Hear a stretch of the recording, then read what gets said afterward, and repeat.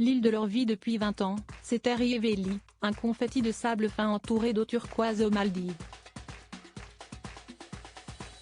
On y nage au milieu des tortues de mer, on s'y détend dans un des 47 bungalows posés sur la plage, en tout petit comité, sans wifi, climatisation ou piscine artificielle. Nous étions tous des habitués, 70% de Français, que des amoureux de la nature à l'état brut puisqu'il n'y a qu'elle. Il régnait un esprit de famille, si esti ce qu'on y adorait, soupir, nostalgique, Cathy Kalb. Voilà pourquoi elle et Christian, son mari, chef d'entreprise dans le domaine du sport, ont répondu à l'appel du cœur quand un employé les a informés que la licence d'exploitation de l'île et de l'hôtel était à vendre, en 2017. Des investisseurs chinois rôdent, l'île est menacée de perdre son caractère sauvage pour devenir une usine à touristes. Inconcevable. Pour ce couple qui n'a pas d'enfant par choix, pas de charge de propriété principale ou secondaire, s'y est-il l'occasion d'investir ses économies à l'aube de la cinquantaine. Après un business plan, une cinquantaine d'actionnaires s'engagent à hauteur de plus de 2 millions d'euros. Cathy souligne, longtemps employée à la Française des Jeux. J'avais distribué des chèques et de la joie. Veiller au bonheur des clients dans notre paradis me convenait très bien. Après un business plan, une cinquantaine d'actionnaires s'engagent à hauteur de plus de 2 millions d'euros. La part est à 43 000 €, certains en prennent une demi. En janvier 2018, l'affaire est conclue.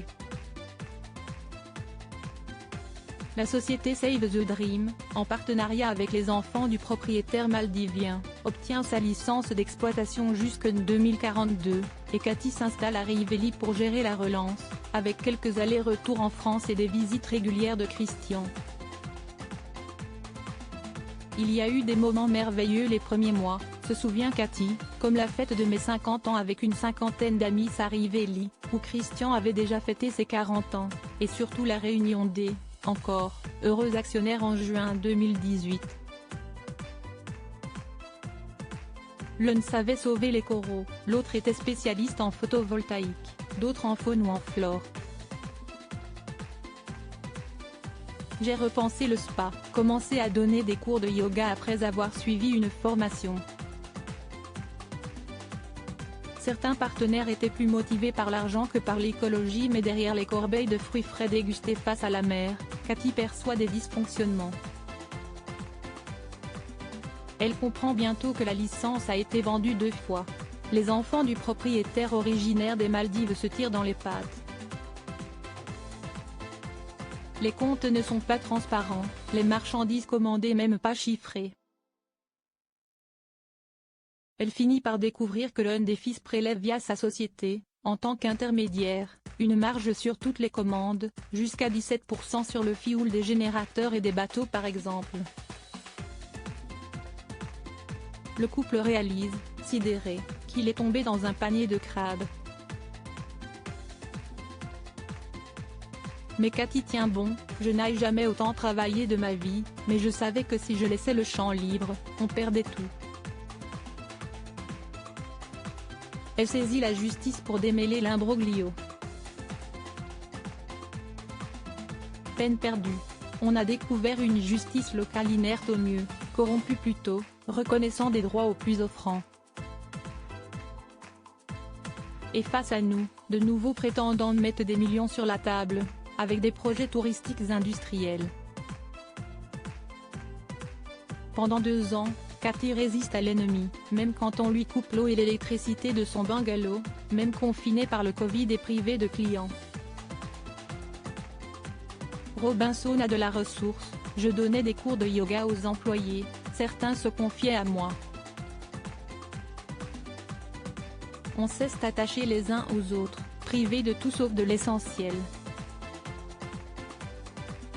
Malgré la déception, Cathy préfère garder le souvenir d'une belle aventure CIST le 20 septembre 2021 qu'un visa non renouvelé par les autorités a chassé Cathy de son paradis écologique, comme si elle n'était plus chez elle. Pourtant, L'affaire n'est pas terminée puisqu'elle est portée devant la haute cour de justice maldivienne. Derrière le couple Kalb, il y a des petits actionnaires, un chef d'entreprise, un carreleur, un enseignant, un expert comptable, un agriculteur, un ingénieur en environnement. Des grands rêveurs, qui n'osent plus espérer un jour retrouver leur bout de paradis. Ce qui me manque le plus, souffle Cathy, si est la chaleur humaine des clients et des employés, dont l'un m'avait offert un petit chat. Un autre m'écrit tous les jours en me souhaitant une bonne journée. Il faut dire qu'un des actionnaires, médecin, l'avait soigné en lui faisant des infiltrations. La vie marchait comme ça. Cathy n'a pas encore de projet pour l'avenir, pas la force, mais une philosophie porteuse. Quoi qu'il arrive, je continuerai de rêver, même si les rêves tournent au cauchemar, parce que si est ça, la vie, suivre son cœur, essayer, même si parfois on se trompe ou qu'on est trompé.